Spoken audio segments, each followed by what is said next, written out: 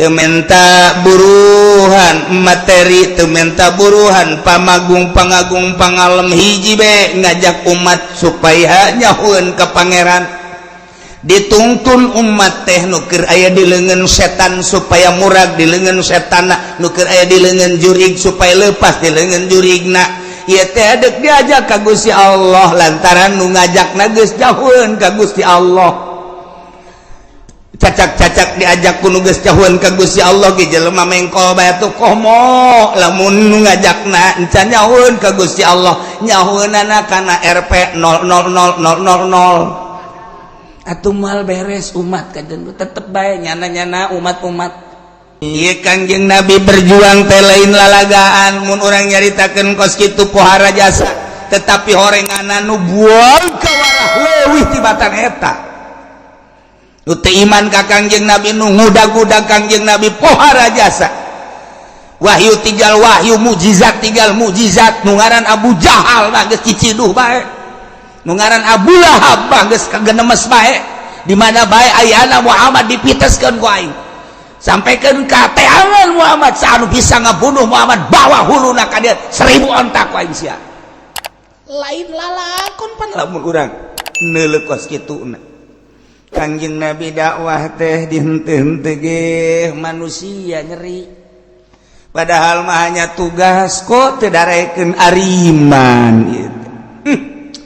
Ai sugan urang mah ketika Kangjeng macakeun Al-Qur'an, macakeun mukjizat, jelema muhun kabeh, sumuhun kabeh, iman kabeh, henteu horenganan.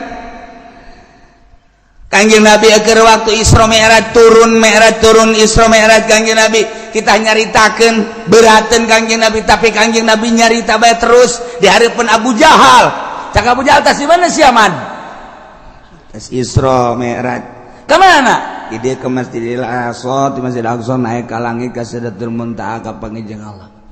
Tira berangkat mak tadi, balik tadi memeh subuh. Man, Aisyah naonan man. Aduh, nu edan ge cager heula man. Aisyah kunaon tambah edan. Ya, wari sia. Sia daek teh ngomong kos kitu. Gerokeun ku aing seluruh turunan-turunan wae di Mekah. Siap. Wah tuh digero-gerokeun ku Abu Jahal. Bani anu turun dengekeun ya. Nu edan ngomong. Begitu Kangjeng Nabi nyarita, coba mah aya naon? Caritakeun ku Kangjeng Nabi, kaula dibawa ku malaikat Jibril di Masjidil Haram ke Masjidil Aqsa. Di Masjidil Aqsa terus naik ka langit kaji kadua terus bere oleh-oleh terus tangga ku harita. Diraha eta mah bedakeun jam sakitu balik, bebek mau subuh. Kira-kira sabar jaman mah 2 jaman lah. Eta pan sahabat kararieu eta. Mad siat rai ngomongku keterlaluan teh bener ge Rasul Allah tuh laki kitu teh mad. Coba eta sanu teh ngeri coba sing balalieur geus lah sia-sia aing bae geus lain percaya Pak. Tinggal hiji deui cak Abu Jahal, coba sahabatna ieu Abu Bakar ya. Coba bakar ka dieu. Aya naon? Ieu mah memeh sia ka ditu aing di bejan heula cak Abu Jahal. Aya naon? Ieu Muhammad bebejana tas Isra di Masjidil Haram ke Masjidil Aqsa, di Masjidil Aqsa naik ka luhur lagi ka Sidratul Muntaha cak nyana bapami jeung Gusti Allah cari cak nyana. Terus balik deui sekitar 2 jam. Siap percaya henteu sama Abu Bakar hayo. Cak Abu Bakar leuwih ti eta lamun Muhammad aing mah percaya jasa. Leuwih ti eta aing mah kaluareun bumi aing percaya. Sia sok ajuki kitu anan Bakar. Aduh antak gelar asidik teh di dinya. Mun Muhammad pelakuna leuwih ti eta aing mah percaya jasa geus.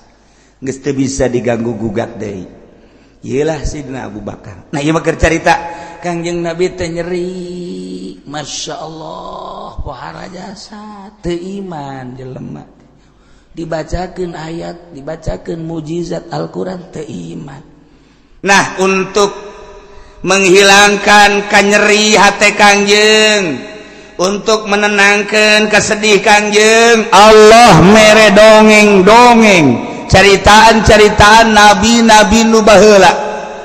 Abe hati Kangjeng Nabi tiis karasana pertama di dieu ngadongengkeun tentang Kangjeng Nabi Nuh alaihis salam.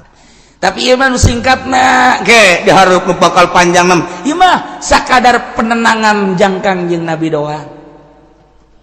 Cerita singkat ulah ke panjangna dihareup. Ieu mah pang beberah panenang-nenang ka Kangjeng Nabi supaya Kangjeng Nabi oh jaheuh horenganan. Jadi tenang. Ongkos urang dagang sekali di modalan 100 juta beak 50 juta rugi, didagangkeun deui 50 juta rugi 30 juta, didagangkeun deui 20 juta rugi deui tinggal 1 juta. Tinggal 1 juta kumaha ngalamun bae nyana di imah dia kolong Pak. Lamun eta bisa sasada hulu lamun sasada kada ge urang Bang Bara mah eleh di dieu tah nyana keur puyeng jol ya kolot datang kan kunaon sia pen ya kira ya dagang kunaon dagang ambalaya sakeuna ambalaya kunaon atuh modal 100 juta beak 50 juta dibalanjakeun deui beak 30 dibejalkeun deui beak kuat tinggal 1 juta can sabaraha tah mah pen sakitu hah can sabaraha ya lalakon aki baheula aki teh dagang teh tuh hektaran tuh dijual pakai dagang ke Jakarta nu di imah mapan ngarep-ngarep datang pertama rugi datang kedua rugi beak ku aki dijual jeung imah-imahna atap pamajikan dijual pen jeung pamajikan ku abeh dijual ai aki meuli deui nu anyar wah si aki bolon teman pan tenang tah oh jaheuh can sabaraha sama sapira modal doang aki maka abeh jeung imah-imah beak. Oh jadi lebih parah pan urang oh aing mah masih untung kene tuh untung kene seksi epen teh aing untung kene sakitu untung kene aing bajeng imah-imah beak wabeh geus jeung pelataran-pelataran pokona angkat kaki bae gitu tah lamun dibandingkeun jeung eta ngarasa untung kene aing mah jasa juta ya kene imah can dijual ngan moal kebeli ke kajual ieu tah ge aya tah nu nganasehatan kan ngeunaheun tah oh anu lebih parah nah ieu ge Kangjeng Nabi supaya tenang tentrem didongengan ku Gusti Allah Nabi nu baheula Masya Allah karita mantap urang lamun nganasehatan teh kos kitu ka jelema teh sia kunaon ngalamun bae aduh ceukna teh kunaon ngalamun bae sia edan sia ke ulah sok dilamun kunaon atuh saminggu deui dikawin hajo dijokot batur aduh mangkaning jalinan cinta kula geus 2 tahun eta pan bisa dicokot ku batur atuh meureun leuwih kasep leuwih sugih manan kitu ge ulah kieu atuh pantas nya situ mah leuwih kasep leuwih sugih atuh sia maja beungeut perang kitu atuh pan nyeri hate eta ulah kitu atuh kana sehatan mah dunia teh sedaun kelor. Oh, emang awewe nyana doang. Ulah sok aju di lamun, sia hayang nu putih ku aing diajak ka Lampung. Adat gede masalah. Hayang nu hideung ku aing diajak ka Brebes ya. Ambal aya di tukang bawang malulu. Ayo sia hayang ka mana? Tenang ya. Sia mah kakarak ditinggalkeun sakali. Aing mah baheula. Pertama bobogohan pas dek dikawin batur kahiji aing ge hampir frustrasingan ditenang-tenang bae bobogohan kedua kali begitu dek dikawin deui ku bapana teu meunangeun janyahoeun aing teu boga pagawean bar harita atuh pan nyeri bae katilu kali aing dek kawin Masya Allah tipes bae tuh ieu mah nu kuari eta mah aya bae pamajikan aing nu aslina mah pan nu baheula siapa can sabaraha oh emang kos kitu siapa kakarak sakali tenang 2 kali deui sia ge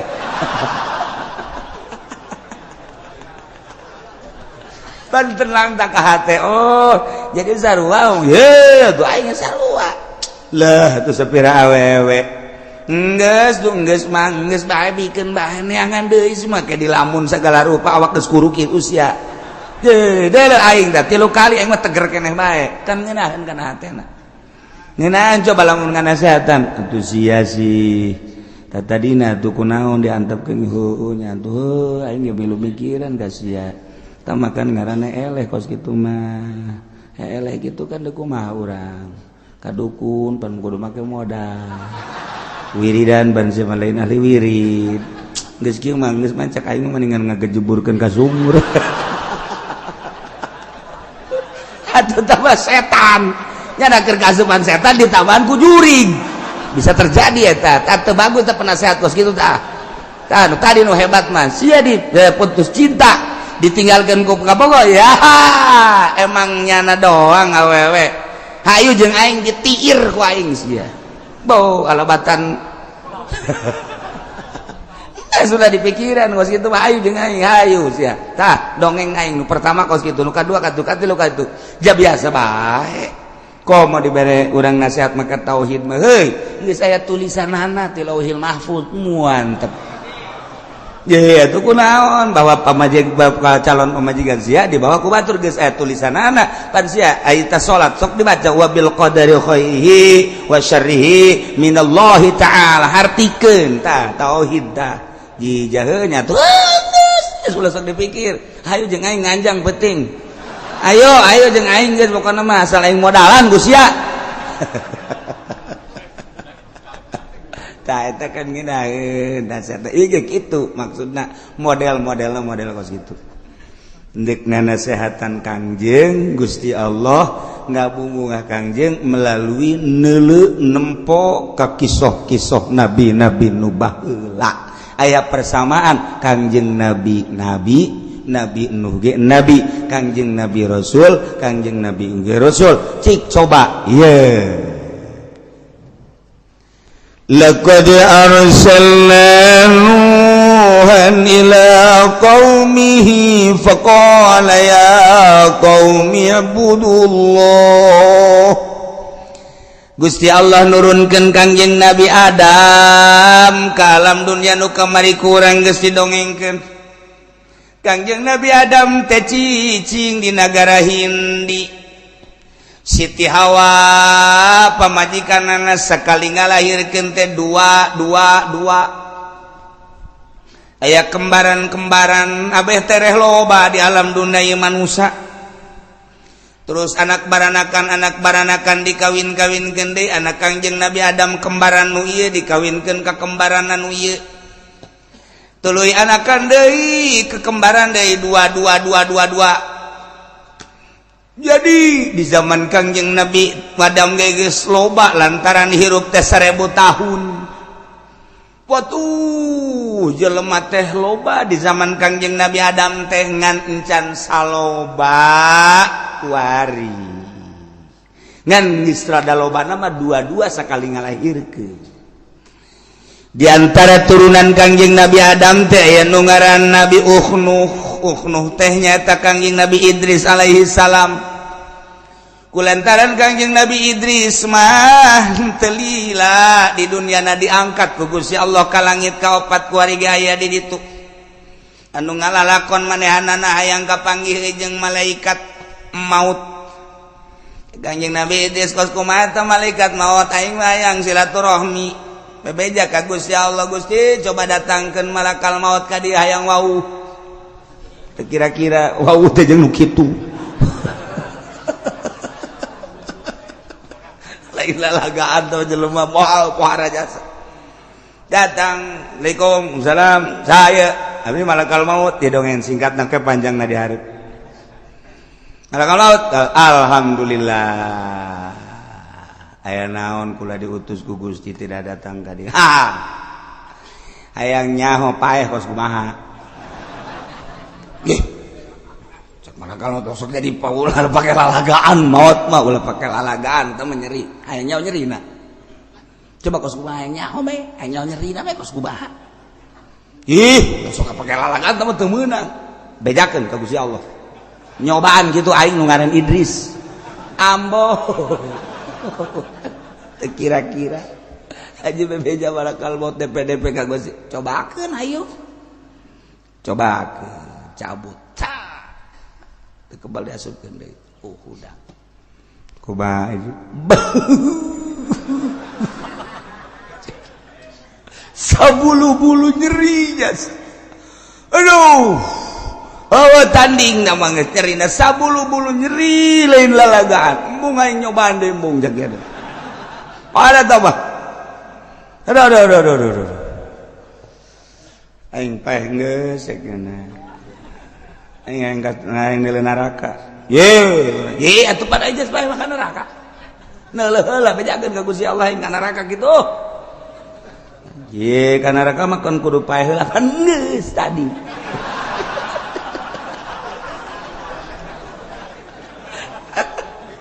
itu mereka hayang seri dong kos gitu tah bejakeun ka Gusti Allah beja ka Gusti atuh ai paeh geus sok ka neraka keun atuh neuleuh nya ka neraka muringis kanjing Nabi Idris neuleuh neraka ku pohara teuing cekeun ka neraka beres antar ka surga aing ye sok aju ka terusan cekeun surga sakideung moal kebal hayang nyaho doang cekeun teh teu meunang ieu mah sebab nu boga kuncina nu ngaran Muhammad nabi akhir zaman alah cekeun teh eta mah engke urusanana ieu mah hayang nyaho doang sakideung moal kebal paeh geus ka neraka geus ieu balik ka surga atuh bebecari ke Gusti Allah teu naon moal kebal-kebal cekeun Gusti Allah asup ka surga teu daek indit nyana dihandapkeun tangkal kayu aduh angin sing hiliwir sarareungit bubuhan ning sajabana itoel kumaha kalwan ayo balik heula cekeun betah keneh cekeun teu bisa geus mah kudu indit bae kudu indit kajen geus aya waktuna geus waktu jol bidadari waduh ieu saya ieu penghuni sorga bidadari jang saha ieu jang jelema-jelema nu asup ka sorga anu dagangna jujur nu ngiaina jujur nu marentahna jujur nu tani jujur sesuai jeung aturan ieu ka dieu ih sakieu aja mantep jasa ieu geus ya ini kali itu malaikat aing moal kaluar deui sakieu nggak saya pada di dia baik kajian hukuman gitu deh aing dicarekan cek malaikat emang kumaha lalakona ke ayeuna nu carekan mah tetep keluar be moal aing mah pan kudu paeh heula geus aing paeh kacaritakeun mah tetep cek Gusti Allah keluar jana aduh dengan berat hati cek jana ieu lebih dari pohara amat si budak kutilan cedan anu di lembur mapan komodo di kampung Ambalaya urut budug aya urut di tajong aya urut ragang di motor aya barang jilbab dibuka botak deh teu beres geus puguh pitak Ambalaya aduh tetap pengen Nabi Idris keluar barang geus aya meureun keluar malaikat hampura urang aya nu tinggaleun naon bakiak tinggaleun ngahaja meureun sia mah endek ngahaja dan teu jelas tinggaleun nyana ninggalkeun bakiak hayang balik deui ka ditu boga taktik eta nyana Masya Allah guys tah ieu keur carita kayak panjang nadi hareup ieu mah Kangjeng Nabi Idris turun deui biasa akhirna manehanana diangkat ku Gusti Allah ka langit ke dihareup ngan titurunan eta boga anak lah Nuh titurunan Kangjeng Nabi Idris Nuh jadi Kangjeng Nabi Nuh teh ngaran asli nama Abdul Ghaffar Ibnu Malak jadi Nuh bin Malak bin Lamak lain Malak bin Lamak bin Mutausalah bin Ukhnuh teh wa huwa Idris alaihissalam. Jadi deket kene. Kangjeng Nabi Adam teh kapan ngadoa ka Gusti Allah, ya Allah ya Rabbi abdi hirup teh parantos sepuh Gusti. Dakwah abdi teh ngalalakon pibarang ku Gusti nyampekeun di salat teh parantos saaya-aya ka anak incu abdi. Moalila deui abdi sesuai jeung janji Gusti bakal dipunut ku Gusti ngan abdi hayang ningali salah sahiji incu abdi nu bakal neruskeun dakwah teh saha ya Gusti Allah. Cek Gusti Allah, wahai Adam memang anjeun moal kebal deui bakal dipundut ku kaula, bakal dimautan ku kaula. Adapun lincu anjeun nu bakal neruskeun lalakon anjeun teh engke aya ti turunan Nuh yakni Idris. Di mana-mana turunan eta lahir makhtunan parantos disunatan eta nu bakal neluskeun dakwah. Nuhun Gusti, abdi geus dibere ku Gusti tanda-tanda nu bakal neluskeun agama. Telila lahirlah lama kawin, sangeusna kawin lahirlah Nuh eta aslina manggarana Abdul Ghaffar nu mantak di ngaran Nuh lantaran manehanana teh lamun ngadoa ka Gusti Allah hatena ngajerit. Nah, ngajerit hatena langsung cerik. Selalu asal ngadoa cerik, asal ngadoa cerik. Kangjeng Nabi Nuh mah nu mantak di ngaran Nuh aslina mah Abdul Ghaffar ngaranna. Kos kitulah Allah dek nyiptakeun hambana jang penerus anu bisa hudang ti peuting, bisa munajat ka Gusti Allah setiap zaman kitu bae terus bae. Lantaran nu ngahudangkeun teh lain urang kapan Allah. Urang lamun inget kadinya sabenerna mah sedihna luar biasa ketika urang sare jam 10 jam 11 aya eta hudang jam 2 saha nu ngahudangkeun hudang jam 2:30 saha nu ngahudangkeun. Cek Tuan Syekh Abdul Qadir mah nu ngahudangkeun teh kapan Gusti Allah. Boom, hudang sia. Munajat sia ka aing. Cek Tuan Syekh Abdul Qadir bahasanya mandi sia, wudu sia, salat sia. Ulah ngahiji jeung jelema-jelema anu teu deukeut ka aing. Didigigireun maneh jelema teh tuh nu keur malolor keur sarare. Sia mah pilihan aing cak Gusti Allah. Hudang sujud sia ka aing. Ulah ngahiji jeung jelema-jelema nu poho ka aing. Nang Allah. Urang lamun inget kadinya ras ka diri urang ai urang bagianna nu mana. Ketika cek Tuan Syekh Abdul Qadir jelema teu diangkat jadi wali Allah, nah molor sia. Sia teu dihudangkeun ku Gusti Allah. Nu mantak dititahes lantaran di hate siana teu bersih cak Gusti Allah. Ai nyaho sapopoe teh ngan sakadar hubud dunya, hubul makhluk. Sapopoe teh ngan saukur ukuran anak kos karar itu bae. Molor sia. Teu hudang jaku Allah teu dihudangkeun. Subuh geus kadenge adzan. Marongkot. Allahu akbar, Allahu akbar. Bandeng awan teh sebudak. Dicocokan jeuli. Teu boga bagian molor cak Allah. Ya Allah ya Rabbi, ketika orang dihudangkeun ku Gusti Allah titih misah jeung jelema nu sarare, berarti jelema pilihan lain sabarangan. Di tengah-tengah kesibukan berangna nu ngajar teh nu dagang teh nu di kantor teh ketika dipilih ku Gusti Allah bisa bae hudang tengah peuting seakan-akan hudang sia mah ulah ngahiji jeung nu hees itu mah jelema-jelema anu jauh jeung aing sia mah pan deukeut cai hudang hayu geura hudang dihudangkeun ku Allah. Nah Kangjeng Nabi nu asal ngadoa kurucut cai mata asal ngadoa kurucut cai mata urang ge sering ngurudkeun cai mata. Di mana-mana nelemio can kabayar kurucut cai mata. Nelapan sa asana ditarik ku dealer kurucut cai mata.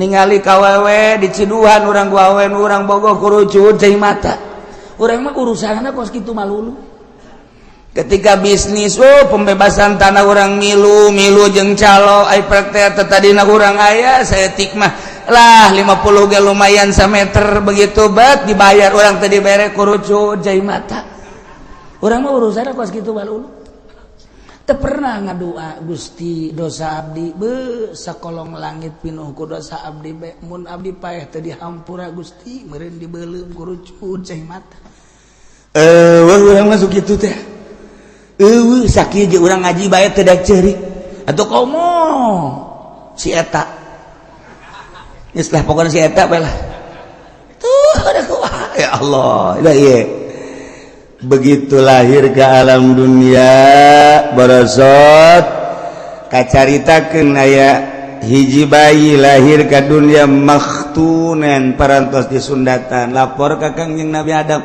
Kangjeng Nabi Adam langsung ngadoa cundukana waktu ninggangkana mangsa Gusti abdi teh dijanjikeun ku Gusti di mana geus aya hiji bayi nu dilahirkeun parantos disundatan abdi mualami deui ngalayat Kangjeng Nabi Adam ka Kangjeng Nabi Nuh diais disun ku Kangjeng Nabi Adam arangna disun pipina disun titip umat cek Kangjeng Nabi Adam lanjutkeun perjuangan aki kade ulah gimbir ku kafir ulah gimbir ku maksiat ulah sieun tabahkeun hate manehna lanjutkeun perjuangan agama Allah nu saat ieu bakal aya di leungeun maneh dibikeun ka bapan kageteun bapan aku ngomong gitu sih teu nyawa lalakon panjana mana ge kagot teu nyawa lalakon nu nyawa lalakon Kangjeng Nabi Adam ya urus nya de geus Kangjeng Nabi Adam balik teu lila Kangjeng Nabi Adam munajat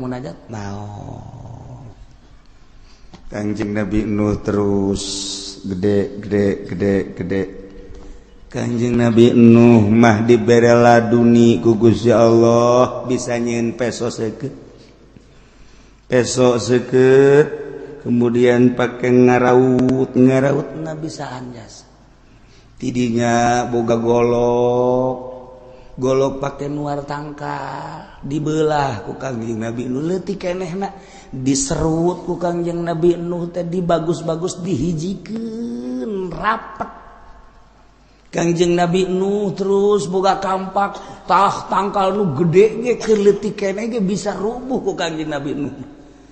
Masya Allah ditonton ku jelema loba ieu budak leutik keneh geus boga keahlian eta lamun ngarautna rapi jasa eta lamun ngerut rapi jasa jadi kasimpulanna Kangjeng Nabi Nuh dibere ku Gusti Allah kaleuwihan ieu urusan perkayuan bisa aja ka Kangjeng Nabi Nuh mah lamun dicekal kieu ye geus ditanang wah ieu bakal jadi pihang ditanang oh ieu mah bakal jadina jadi kitu naon ngaranna papan ditanang kos ku ari tukang batu ditanang oh ieu kutilna dipiceun bisa ye sagala kutil batu gaya kutilan ieu kurapna dipiceun cakena ye bisa ngoeng bener jadi bagus. Teta kuari tukang batu, teta wow kuari teh batu geus puguh nu di Sulawesi, di Kalimantan, di Garut, di Bagot, batu bangkong we kunyana di kitu-kitu. Geus teu meunang magi batu kuari main sewot-sewot bae geus pokona. Kebal-kebal mah jempol pamajikan kunyana set. Masyaallah. Iyalah Kangjeng Nabi Nuh alaihis salam langsung cek Gusti Allah Muhammad dengikeun kisah Nabi aing baheula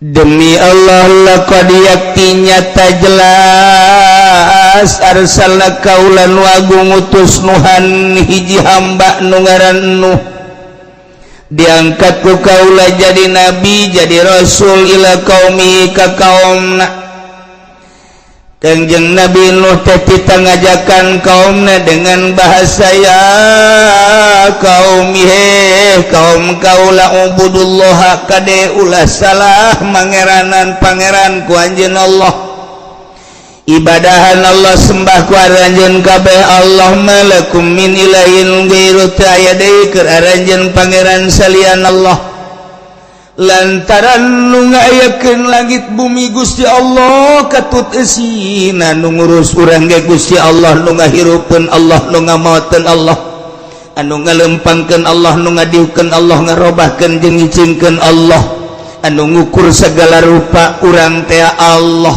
nu nyugihkeun nu nyusahkeun Allah anu bakal ngamaotan ge Allah bahagia jeung cilaka ge Allah nu mantap kade wahai kaum kaula kade ulah salah milih pangeran ulah batu dijadikeun pangeran ulah kayu dijadikeun pangeran ulah makhluk-makhluk Allah dijadikeun pangeran eta mah makhluk nu pangeran mah nu ngadamel makhluk anu namina asma'na Allah subhanahu wa ta'ala kitulah kangjeng Nabi Nuh ini akhafu alaikum azab yaumin azim kaula boga kasieun karempan terhadap paranjeun kabain abadtum gairah lamun anjeun teu ngaibadahan Allah rempan jang aranjeun kabeh azab yaumin azim siksa anu luhur anu agung nu pohara jaga di poe kiamat ketika anjeun ke pararaeh ke digiring ka masar ketika anjeun kuarina teu ngaibadahan ka pangeran Allah maneh teh bakal disiksa anu siksa nu pohara yakni neraka memeng ke di dunia ge bakal kena siksa Kangjeng Nabi Nuh teh geus dibere warning ku Gusti Allah ajakan mangeranan ka aing hei Nuh lamun teu daekeun awas lain bae di akhirat nu bakal disiksa ta mah geus nyata-nyata nu abadal abidin nu amadal amidin ieu mah di dunia ge engke bakal kena siksa asal teu nurut ka aing teu nyembah ka aing bakal nurunkeun siksa ke aing mere kabar ka sia no siksa-siksa nu bakal diturunkeun ka umat maneh ketika umat maneh teu nurut ka aing mangga Gusti abdi deuk sekuat tenaga terus-terusan ngajak da'autu rabbi lailan wa naharon cekang yang Nabi Nuh abdi teh terus-terusan Gusti dakwah ngajakan umat peuting berang peting geus berangkat kadang-kadang memeh magrib karangkas bitung tirangkas bitung langsung ke Pandeglang alhamdulillah 2 panggung mundel hasilna tama dakwah boloon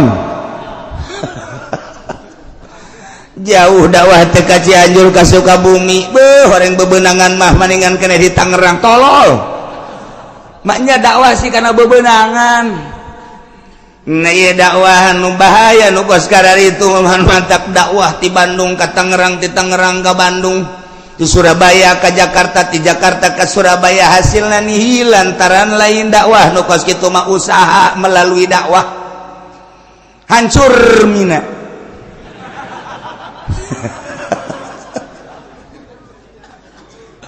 nah dakwah mah tiba heula ge la as'alukum alaihi ajra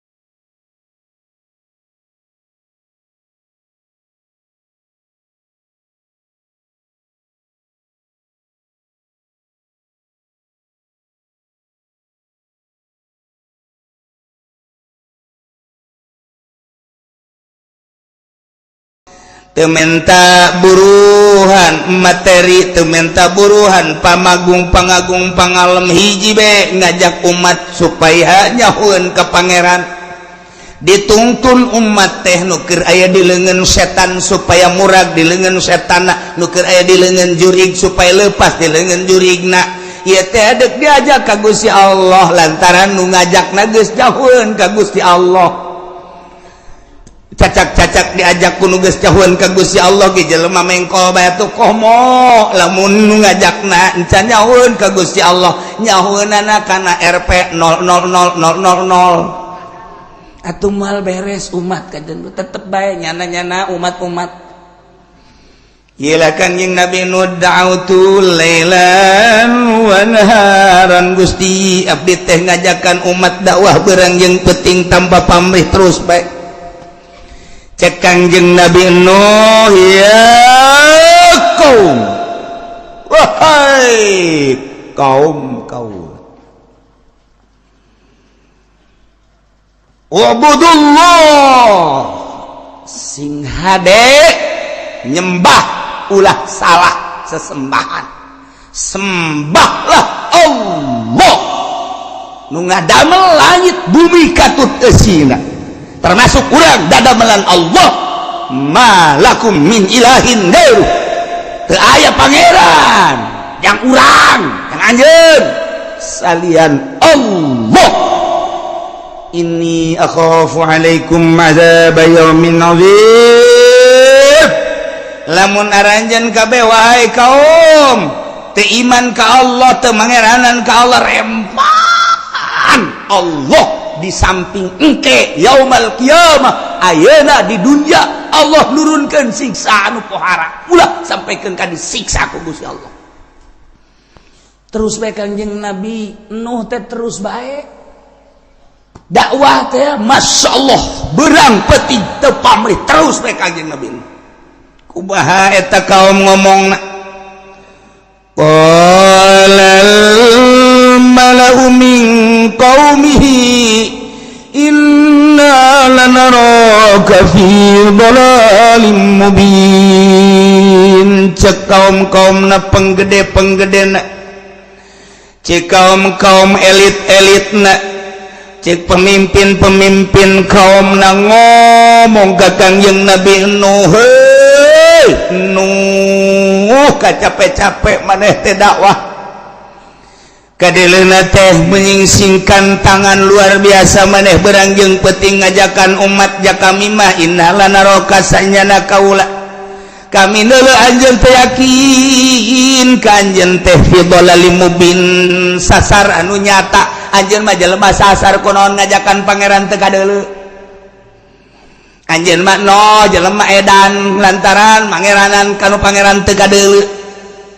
buktikeun coba pangeran teh mana jog pangeran kami mah tuh hayang nu leutik itu nu di juru hayang nu gede itu nu tengah hayang gede jasa itu patung-patung nu dijieun tina kayu jati nu dijieun tina kayu waru hayang anu dijieun tina kayu kitu naon ngaranna berbagai kayu-kayu anu seungit nu hayang numpuk patung-patung teh ambualayah loba nu dina batu dan lain sebagainya tuh itu pangeran urang dek lelempangan yang mau pangeran nu leutik bisa diasupkeun ka kantong cak Kangjeng Nabi nu ku blon-blon teh pangeran mah aya ngatur lain pangeran diasupkeun ka kantong jadi lamun diasupkeun ka kantong kumaha dibawa penyelamat kan nyana mun sian ngising atuh milu ngising tadi pangeran ku daek dibawa ngising Kanjeng Nabi Nuh dilalaga ngalalaga kaumna tetap noh eureun dakwah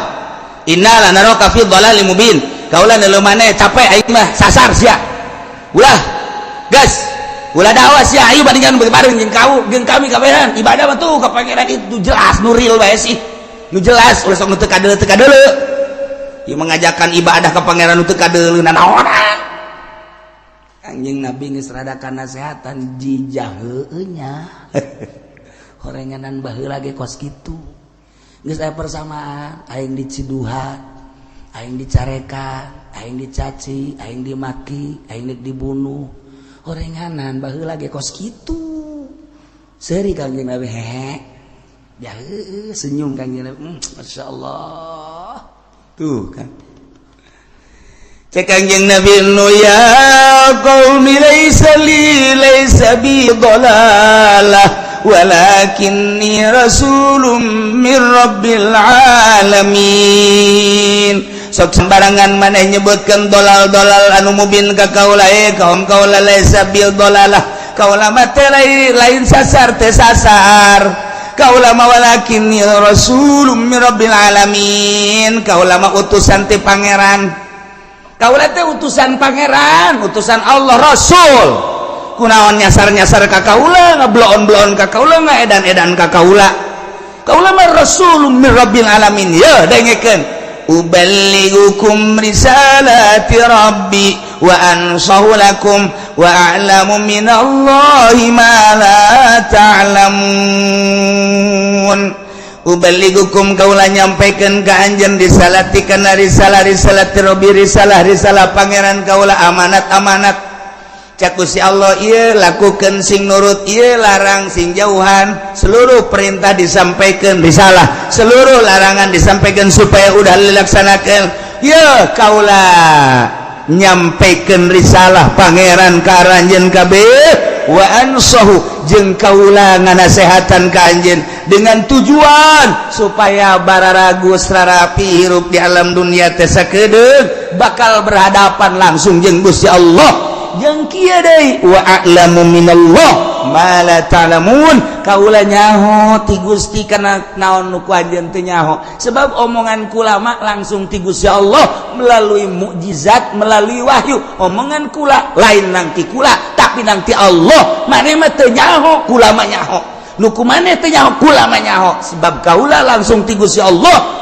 dibere wahyu jeung mukjizat dengekeun tuturkeun tetep kau bohong nuh bohong lain rasulnya nama edan jelema teu puguh teu karuh nya nama lain wow Kangjeng Nabi Nuh asal dakwah ditaringgalkeun masyaallah sabaraha taun Kangjeng Nabi Nuh dakwah dina alfiah dijelaskeun najauta ya rabbi nuhan wa mastajab dalahu bipulkin mahirin fil yami masuna wa sayadu bi ayatin mubayyina fi qaumihi alfa amin ghairu khamsina dakwah Kangjeng Nabi Nuh 950 tahun eueuh nu iman coba eta 950 tahun nu iman anak mage teu iman anak nu jangan ngaran Kanan teu iman ka bapak bayangkeun ku urang coba lain dakwah bubulanan lain dakwah tatahunan 950 tahun ngaplak Kangjeng Nabi Nuh di India langsung Kangjeng Nabi Nuh ke Pakistan di Pakistan ngaprak Kangjeng Nabi Nuh terus ka dieu ka Mesir ke Mesir terus ke Yordan terus ke Irak terus ke Iran Kangjeng Nabi Nuh teh ratusan tahun dakwah sementara manusia kakarak aya di jazirah eta bae India Mesir Pakistan Yordan negara-negara tertua Amerika can aya ditama Inggris can aya Jerman can aya benua Amerika can aya dina aya ge kakarak kecel can aya penghuni nu aya penghuni pertama mah eta bae Timur Tengah Irak Iran terus ke Maroko kalau begitu terus ke Mekah ke Madinah di mana Kangjeng Nabi Adam waktu dirunkeun di India titah kitu neangan Siti Hawa kapanggihna di Arafah kemudian tidinya langsung ke Mekah Baitullah kayak kakarak ke batu doang segede parita kita tawaf Kangjeng Nabi Adam didinya kakarak batu doang tidinya berangkat Kangjeng Nabi Adam terus ke Syria Sam itu doang eta mah benua Amerika eta mah benua Eropa eta mah benua Australia eta mah can aya dina ayana eta dunia teh can aya penghuni komo bojong geus eueuh nanaonan sepi di bojong sieun oray malulu di dieu eueuh nanaon ieu gua bro Indonesia segala Lampung segala can eta manusia teh kakarak saceplok di dinya doang.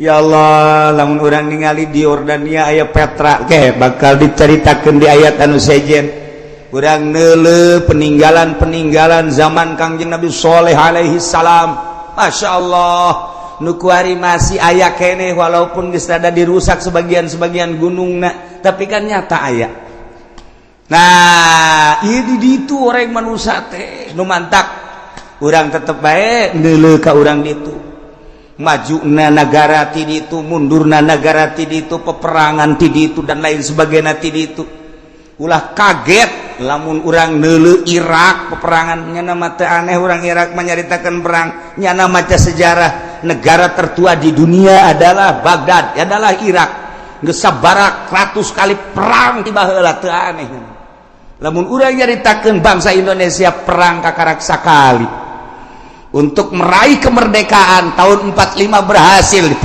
proklamator Bung Karno jeung Bung Hatta. Urang mah sejarah teh eta belah dituna pisan raja-raja leutik anu peperangan antara kerajaan jeung kerajaan. Di Banten aya sabaraha kerajaan, kemudian di Cirebon aya sabaraha kerajaan, kemudian Jawa Tengah Jawa Timur aya sabaraha kerajaan. Dicatatlah naon kitu di sejarah Majapahit, Pajajaran dan lain-lain sebagainya. Hanya kerajaan-kerajaan gitu baik belah dieu eta mah tuh lalakon nu baheula mah di ditu. Kanjeng Nabi dakwah antar negara, lintas negara. Ketika Kanjeng Nabi Nuh deuk nyebrang encan aya parahu pan harita macakeun Ismul Azam Kanjeng Nabi Nuh sidakep sakumaha urang deuk salat peureum Kanjeng Nabi Nuh dibacakeun bahasa Ismul Azamna langsung menang ti Gusti Allah. Begitu dibacakeun ku aing moal dibacakeun sebab ku sia direkam engke ku sia dibacakeun ke pake kilir kanu ngora kanu kolot moal ku aing moal rahasia ieu mah rahasia.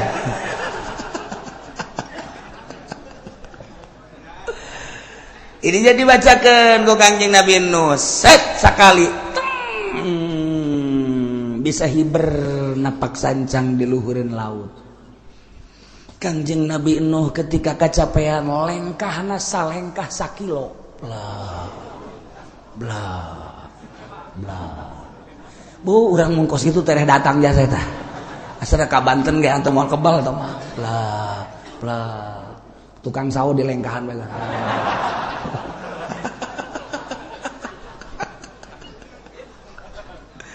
Awan hese Gusti Allah ketika hendak menghendaki ka umat takerma jarangkung gede baheula haji jelema cecemplokan kapan di India, di Pakistan, di Mesir, di Yordania, Irak, kemudian Iran, kemudian Syria geus araya di zaman Kangjeng Nabi Nuh teh cecemplokan lantaran 1000 tahun masa Kangjeng Nabi Adam alaihissalam dua incuan baranakan anak baranakan cecemplokan. Ditugaskan Kanjeng Nabi Nuh teh titah ngajakan ibadah ka Gusti Allah tapi 900 tahun 950 tahun iman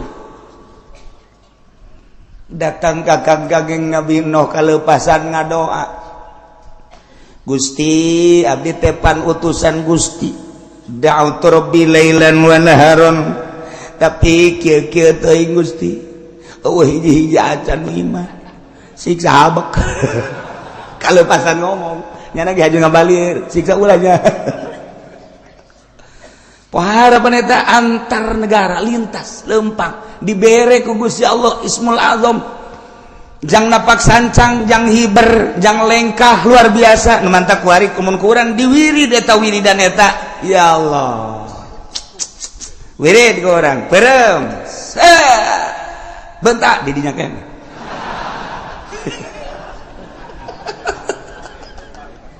Atuh urang wah wiridan ngadahar samangka 10 sorangan wiridan ngadahar rambutan lamun henteu tilu hikata manya bisa hiber kos kitu. Tapi urusan dahar makan berbeda jeung ruh. Urang lamun nyaritakeun wali abdal teh yartahiluna limakanin ila makanin akhar wa yakhtalifuna di surati. Wali abdal setiap saat jumlahna aya 70. Ketika di Banten wali abdal nyokot di Jawa Tengah jang nyicingan Banten. Ketika di Jawa Tengah ngan hiji-hijina eueuh deui nyokot di Malaysia. Ketika di Malaysia eueuh nyokotlah di luar negeri. Setiap saat kudu aya bae. Lamun eueuh walian siksa Allah turun. Emang kumaha gitu? Nah, eta wali kapan? Nyana wali abdal cicing di dia kadang-kadang di dinya teh maot nyana dikubur ku naon cel deui di ditu nyana keneh. Mun urang nyaritakeun Mbah Bolong kuburanna aya 9, mun nyaritakeun Syekh Maghribi di dunia kuburanna aya 3, mun nyaritakeun Syekh Yusuf putra daripada Syekh Maulana Hasanuddin di dunia kuburanna aya 7. Emang di Banten doang atuh lain kuburan Syekh Maulana Yusuf teh. kemudian atuh urang lamun nyeritakeun Bung Karno waktu di Digul aya, di Tanah Abang aya, di Jawa Timur aya. Urang lamun nyaritakeun belah dieuna ngan teu meunang dipanjang-panjang we cerita Gus Dur waktu kerja Australia pas kabeneran Syekh Munawir Kiai Munawir maot aya di ditu. Ketika aya nu nelepon peuting dijawab ku Gus Dur di imahna, padahal Gus Durna kereueuh di imah, saha nu ngajawab? Ieu urang keur carita keanehan-keanehan.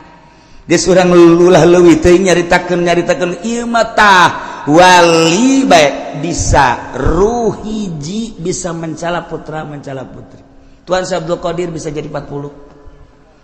Abu Hasan As-Sazili bisa jadi dina kisahna 12 trak. Ye, emang kumaha gitu. Malaikat Jibril alaihi salam ku Gusti Allah. Malaikat datang ke Kangjeng Nabi bisa ngarupa Hidayatul Kalbi, padahal jangjangna sabelah 600 sabelah ieu 600. Ketika datang ke Kangjeng Nabi ngarupa seorang sahabat nu pangkasepna ngaranna Hidayatul Kalbi, leutik biasa semampai kasep luar biasa. Eta jangjang nu 600 ka mana? Ketika dipertanyakan ketika nyana ngarupa Hidayatul Kalbi eta ka mana nu aslina? Eta apa lain malaikat Jibril, urusan Allah. Ruh hiji malaikat Jibril bisa 2, bisa 3, bisa 4. Maha kawasa Allah. Nu mantak ge Allah babarieun ketika endek nyieun wali Allah. Urang lamun nyaritakeun Gus Dur beuki dahar, Gus Dur beuki huro-guro, Gus Dur beuki tapi ku Allah diangkat. Tanda kewalianana aya geus ulah hese-hese tanda kewalianna loba lah. Tetapi kan lamun deuleu sosokna kitu bae urang.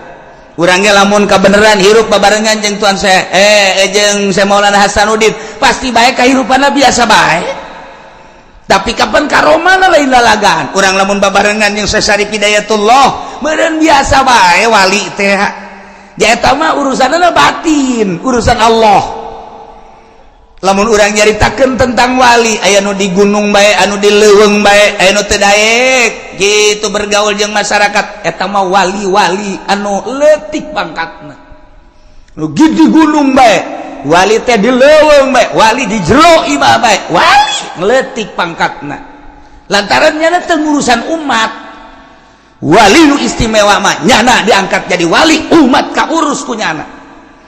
Emang geus kitu bae diciptakeun ku Gusti Allah, teu boga kasieun, teu boga kariweuh, teu boga kaprihatin. Nyana mah seakan hirup babarengan jeung Allah, ngan ditugaskeun ku Allah titah nyampaikeun ka umat. Hampangeun Gusti Allah mah jelemana nyana daharna beuki tapi peuting hudang babari.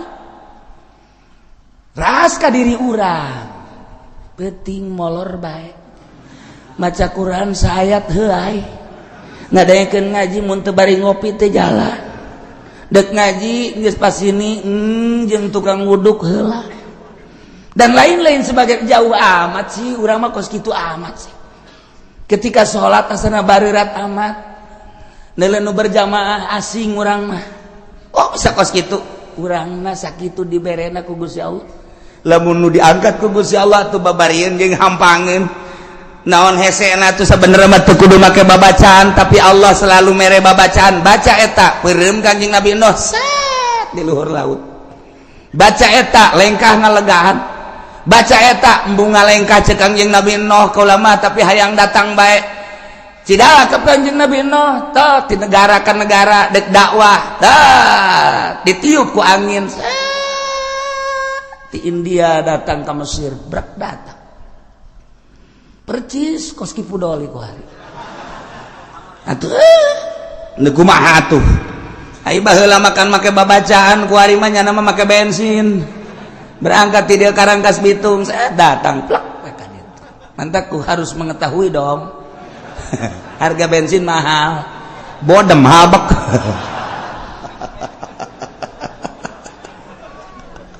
Aduh, jauh jasa.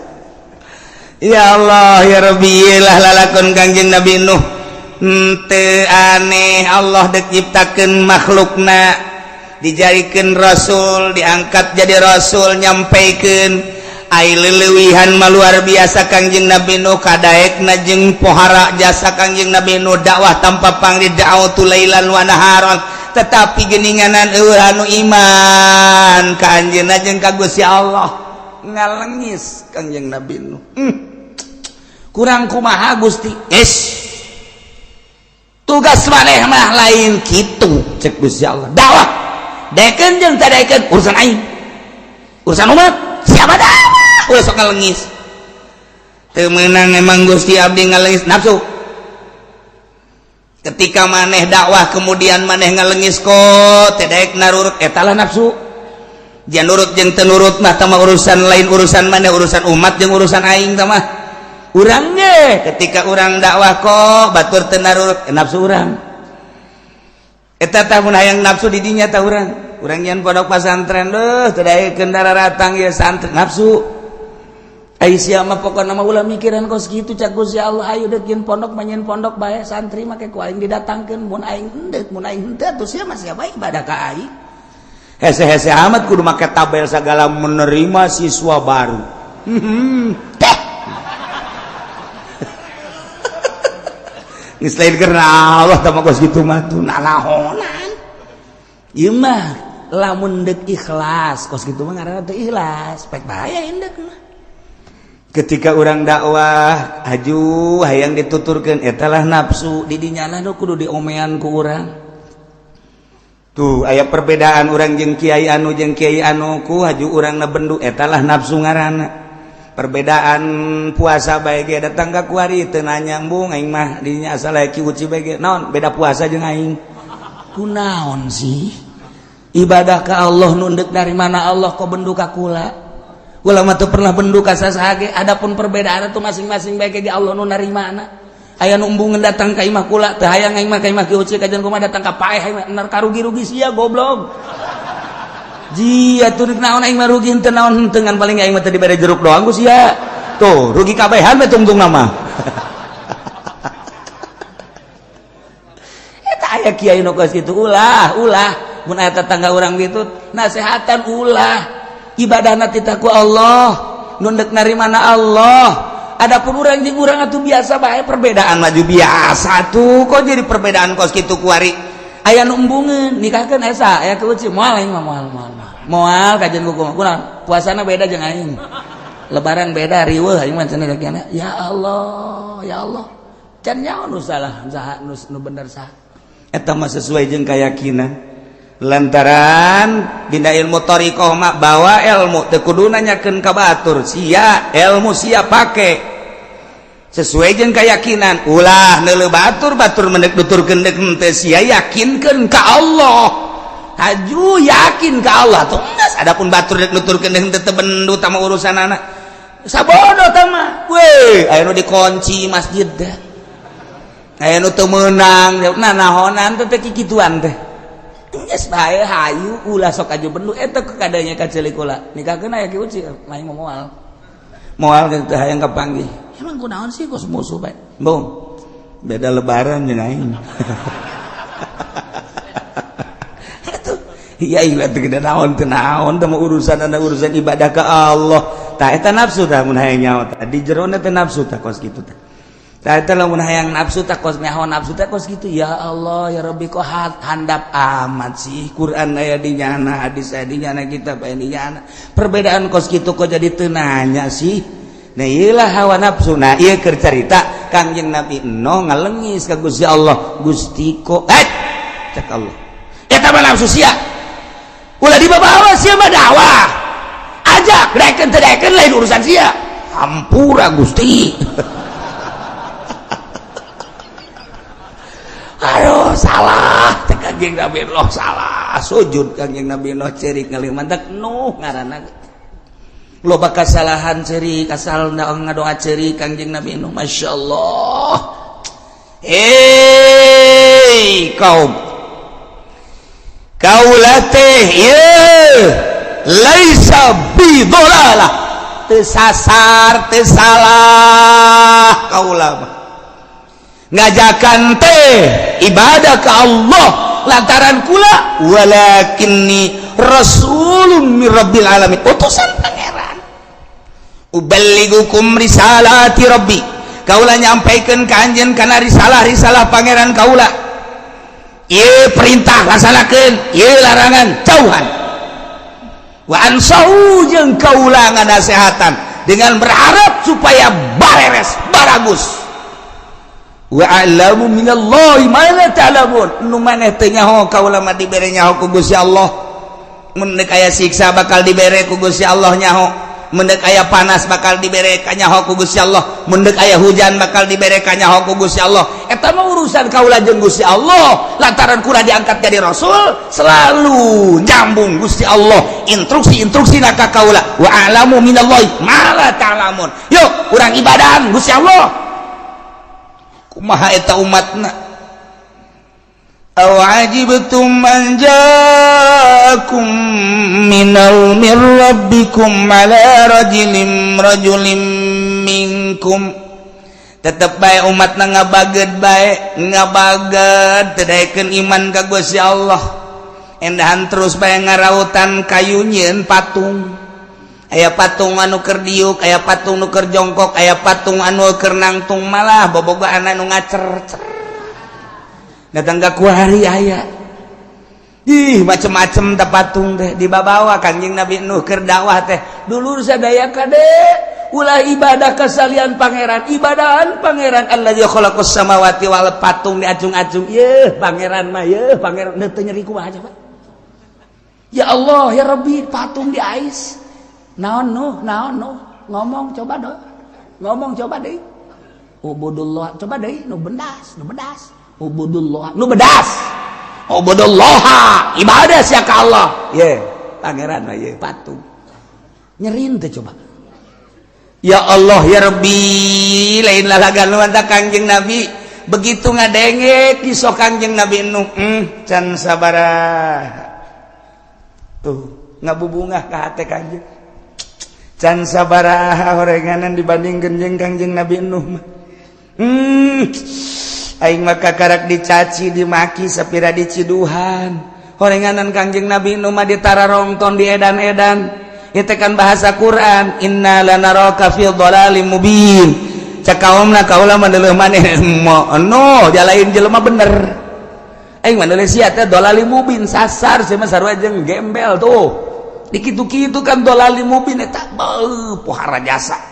Kangjeng Nabi beuh barang ngadenge kisah Kangjeng Nabi Nuh can sakumaha percis kos tadi teh percis kunaon sia diputuskeun cinta kakarak sakali aing mah 3 kali diputuskeun cinta oh 3 kali aing mah teu ganggu jubarkeun maneh aing mah biasa bae sia kunaon ngalamun dagang rugi sabaraha kali sakali kakarak teh beak modal doang aing mah jeung imah-imah jeung pamajikan ditarik kabeh ku mitoha gara-gara dagang rugi aing mah pamajikan tita balik.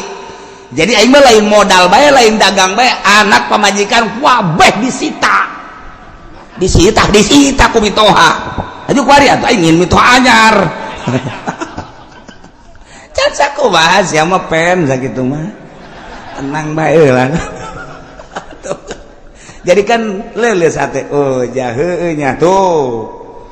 Bener oge. Masya Allah tah lamun aya nu saluhureun teh kos kitu tah urang can handako tiis Kangjeng Nabi ge barang dikisahkeun ku Gusti Allah tentang Kangjeng Nabi Nuh alaihi salam anu lain dicaci dimaki deui ke kabelah ditunayeun ieu Kangjeng Nabi Nuh teh dibohongkeun dijejeleh diedan-edan digembel-gembel tiis hate Kangjeng wallahu a'lam bissawab.